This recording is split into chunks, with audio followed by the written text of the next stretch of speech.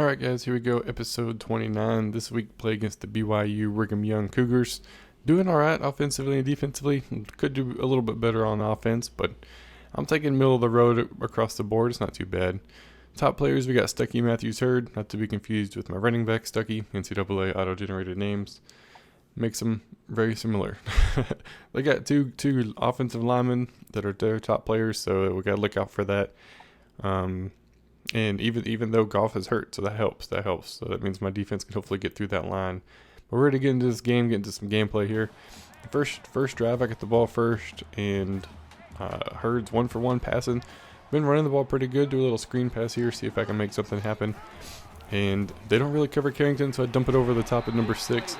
And luckily he was there because Carrington ran over that safety. He had that touchdown all the way. But we'll take that. First and goal. Very next play, seeing if we can get in here. We got Stuckey, the number 3 Stuckey, who fights his way, gets into the end zone.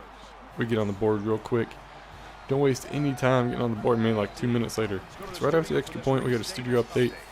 And number 1, Georgia Tech loses to Pittsburgh. Oh my gosh, man. Upset of the year right there. Number 1 loses right before the end of the season. So we get the ball back. They go 4 and out. They go for a 4th down and miss it. We get the ball back. Try a little screen pass again. This time, everybody was covered. That screen was going absolutely nowhere. I lose 70 yards. Not just trying to save face here, trying to get some yardage back, just in case I have to kick a field goal. And drop back the pass, and I hit Stuckey in the end zone. Touchdown, my number 1 receiver, my go-to guy. Yeah, buddy, I'm going to hit him all day. Leave him open. Leave him that open. I'll take that. So 4th and 4. They're going for it again. My gosh, man. Then with their 4th downs. I drop back the pass. Everybody's covered. Hits the running back out of the backfield. I miss with Rice. Do not miss with my safety. Do not miss. Lower the boom on him. So the very next play right after that, I'm trying to keep him out of the end zone here. Got a little zone going on. And then they bring the back out of the backfield. So empty backfield. Still bringing 4 regardless. And the guy catches it. Oh, Rice rips him. And Taylor gets the coverage. Or recovers the football. So we get the fumble right back. That's what we're talking about. That's what we needed. Big plays by my defense, man. And a couple plays later, moving the ball pretty good. Hurd's still 8 for 8. And driving the ball, running the ball, passing the ball really well right now. And see Stuckey on a little post route or a little slant, and he drops it off his hands into Scott's hands. My gosh, dude. Little boink off of his own. I don't understand that, dude. Wide open, nobody close. Boinks it off his hands. It gets picked. And a couple of plays later, we get the ball back, 3rd and 9, going deep. Somehow fit it past the corner, and Jones boinks it off his hands too. My gosh, man, my receivers could not catch the ball this game, so I got settled for a field goal right here before the half. So that puts me up 17-0, 48 seconds left. And we end up getting the ball back. I think they go 3 and out or something, but somehow we get the ball back. Maybe I picked it, I don't remember. Just trying to score before the half. 3rd and 7, do a little toss play. Doesn't go anywhere. So 4th and 5, I'm just going to let the clock run down and get the easy 3 points. I already got over 100 yards rushing with Stuckey. I was running the ball really good. So right at half, we kick another field goal to go up 20-0. And that's where we sit at the half. We got a pretty good lead, pretty sizable lead. Stuckey, yeah, I caught the ball once and then got picked once. But, I mean, look at that. We got 101 passing yards, 115 rushing yards, held the ball for 7.5 minutes. I mean, they don't have any rushing yards right now. That's, yeah, that's my defense at work right there. So into the 4th quarter now. Nothing really happened in the 3rd quarter at all. It was just back and forth. I couldn't get anything going. 3rd and 19. Try to hit another big play here, and nobody's open. I missed X right off the get-go, so I scramble. And I get 13 yards, 14 yards out of it. So I'll settle for another field goal. My kicker with dreads, man. I like this guy. Stewart's legit. I'll take a field goal. We're up 23-0. And they get the ball back, and they're driving, man. It's 3rd and 2, about a little under 2 minutes left. And they're trying to score. They're trying to get some points on the board. Quarterback drops back. Nobody's open. Finally found somebody. Tackle him just short of the end zone. Use their big hit for a regular tackle. I don't understand that, but hey, whatever. So 1st and goal. And a minute 45. Trying to keep him out. Trying to get that shutout going. Held them all game until right now. And hands it to the fullback. Gets in. It's just hard to stop somebody that close to the end zone, man. Real hard. But we get the ball back right before the end of the game. It's 4th and goal, so I called timeout. I just wanted to get the field goal because I wasn't going to score a touchdown. And we end up getting the win, 26-6. My kicker has 4 field goals this game. My offense kind of struggled after those first 2 touchdowns, man. I was making some bad passes, but other than that, I mean, look at that. Stuckey, 153 yards and a touchdown. The rest of the team, 161, a touchdown and 2 picks. Or 2 turnovers, what it said was just 2 picks. So Stuckey, of course, player of the game, 23 carries, 155 yards and a touchdown. We did exceptional. We're doing pretty good. And coming into this week, there's a lot of potential. Another, maybe people moving around, another shuffle. But as of right now, the only game that really matters is the Boston College game because it's the only team that's ranked, and they end up winning. Game stats, we were pretty even across the board. They ended up getting some rushing yards. Took them long enough, but they got it. We got Stuckey and Jackson's player of the games, and we'll be right back with the advance. All right, guys, just got done showing highlights from a game against BYU. Got the win, 26-6. Not bad. See how everybody else in the Dynasty did. Tulsa gets the win, 31-19. Tennessee ends up absolutely dominating whoever they played, 84-13. My gosh. Kentucky gets the win, 45-38. Arkansas gets the win, 28-17. UCLA wins, stays undefeated, 23-21. East Carolina wins, 34-28. Mississippi State had a bye week. Texas Tech did not play their game this week. They have let me know as to why, and they will not play in the upcoming weeks, like not this next series, but the series after that. So I'm pretty sure it's him. Maybe it's Diababo. I think it's Mississippi State. I'm confused. Well, one of these guys, somebody in the Dynasty let me know. They told me, and I forgot, but somebody let me know, so it's all good. No strikes against them. Penn State ends up winning, 49-14. UConn shuts out. Wow. Whoever they played, which might be Temple, 56-0, and Ole Miss gets to win, 38-17. And just a heads up for the guys in the Dynasty, since we're getting closer to the end of the season, I wanted to pitch a couple of ideas. Potentially moving it up to Heisman. It's pretty much guaranteed we're going to move it up to Heisman next year. We might increase the minutes per quarter up to 7.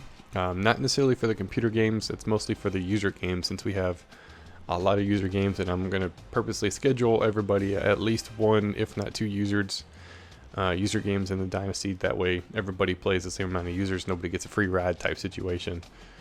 So it's going to be a little bit more interesting. So that's the plan. I also thought about turning the player speed threshold down. So that means slower players will actually be slower than the faster players. I mean, your running back that's got 99 speed won't get run down by a lineman, because that shouldn't happen unless it's Clowney. But yeah, how many people have that on their team? I'm just saying that's potentially what's going to happen. So if you guys have any ideas on that, let me know. But that's the idea for the off season. And just a heads up, if you're not getting Coach XP, when we hit the off season, I'm going to try to drop everybody that's not getting Coach XP, and you're going to rejoin as the same team, and hopefully that fixes it. I'm going to unlock it so you will start at like we'll say a level 10 coach, so you'll at least have some unlocks available. That way it's kind of even, because some people right now are playing and they're still a level 0 coach, which isn't really fair for everybody else. So we're going to do that to kind of even it back out. But as of right now, we're going to advance the Dynasty, and we'll be right back. Alright, just got done with the advance. This week I play against number 1 Texas. That's right. If you didn't see, Georgia Tech lost. So I played number 1 Texas for my final game of the season. I'll play next week. Let's see how everybody else does. Tulsa plays NT. North Texas? I'm going to say North Texas. Tennessee plays Kentucky, another user game. My gosh, dude, user games all around. Kentucky plays Tennessee. That could be a good game. Arkansas plays LSU. UCLA's got a bye week this week. East Carolina plays USM, University of Southern Miss. I'm going to say Southern Miss. Dadgummit. Mississippi State plays Ole Miss, the Italian. Man, user games again. Golly. Texas Tech plays Oklahoma. Penn State plays Iowa, or is it Illinois? I'm going to say Iowa. Indiana. Maybe Indiana. They play IU. UConn plays Houston, and Ole Miss plays Mississippi State. Man. Talk about upsets. Could be potentially happening here. Let's check out the top 25 so we can see what kind of shakeup happened here. And number 1 did lose, so they dropped way down. My gosh. So UCLA moves up to 3, Penn State, Ole Miss, Tennessee, Connecticut. Yeah, Georgia Tech moved from 1 to 14 with their loss. Gosh, dude. They dropped a long ways out. Kentucky moved back into the rankings. Anybody else? No. Media poll. Texas number 1. Still looking good. I think we got a lot of our people in the Dynasty are ranked now. Texas number 1. Right now, San Diego State. Hopefully they can lose. They play for conference championship. Texas does not. So if I can beat Texas this week, that could spell big changes in the top 5. Big changes, that's for sure. I don't think for me, but big changes nonetheless. All right, so we're also going to check out the conference standings real quick, just because it's crazy right now. The conference standings. ACC, nobody in the ACC this year, so we'll skip through that. American, Connecticut's pretty much got it locked up. Yeah, they're 9-1. The only other issue is Louisville, which I don't know if that's who their loss is. I'm assuming not, since they're rated as number 1 right now. So as of right now, Louisville is behind Connecticut. Connecticut's got American locked up. Texas is winning right behind Texas Tech for second place. So maybe I can make something happen here. Big Ten, Penn State's got it locked up. They don't have a loss in the division. They have a loss in conference. They did beat Ohio State though, so that is a big thing there. And it's looking like Michigan. So that's who they're going to have to play. Conference USA, it is ECU at the top. And Tulsa, so that's going to be a nice little bowl or conference championship, user versus user to see who wins it. Independence, nobody in the Independence. MAC, nobody there either. Nobody wanted to be there. Mountain West, San Diego State's got it locked up. Nobody in the Mountain West. Pac-12 North, right now it's looking like Oregon, between Oregon and Cal, and then of course UCLA. They are undefeated in conference, so they pretty much got it locked up for the conference championship. SEC, this is where things get interesting. Right now, it is Ole Miss, Tennessee, Vandy, Mississippi State, Arkansas, and Kentucky's 7. That's how it's set up right now across the board. So based off this, it's going to be Ole Miss and Tennessee for the conference championship. But Ole Miss, Mississippi State play this week, and Tennessee and Kentucky play this week. I mean, I'm telling you, this is craziness.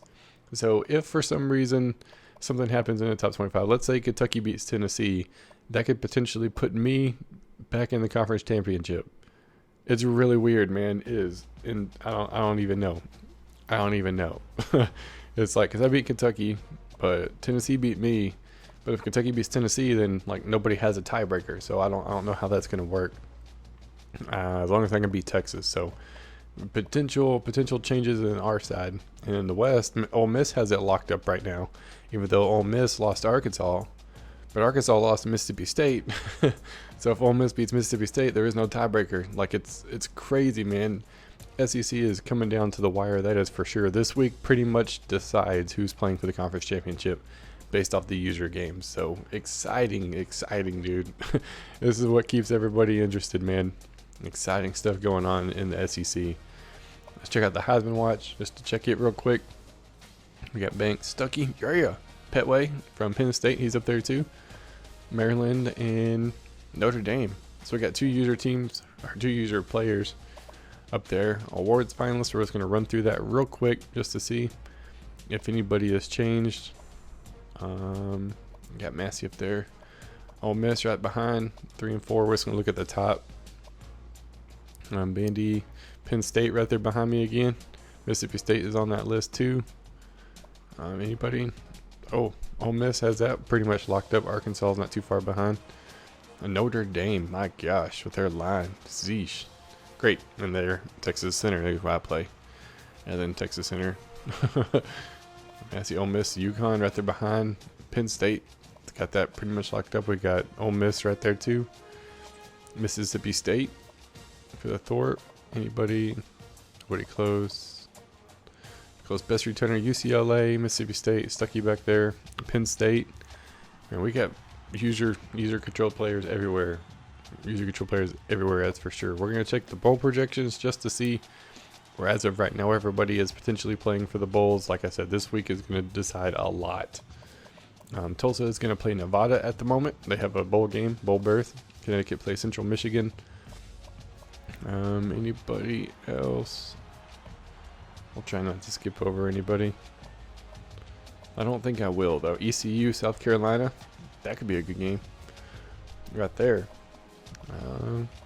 Kentucky, Michigan State. In the Gator Bowl. Capital One Bowl. Vandy versus Michigan. Mississippi State versus Iowa. UCLA versus Notre Dame in the Rose Bowl. As of right now. But that could potentially change to Louisville and Tennessee. Fiesta Bowl. Penn State versus Ole Miss. That's pretty much what I projected for the national championship until we got the extra users and until Penn State lost. I mean, that's how it was looking. So I would like to see that game as of right now. And then we got Arkansas, Texas Tech. That's another user team. Man, everybody playing users. And right now, San Diego State and Texas playing for the national championship, which hopefully I can bust that. Hopefully I can bust that. But that's going to have to wait until next episode. 'Cause that's it for this episode. I hope you guys enjoyed. And I will see y'all next time.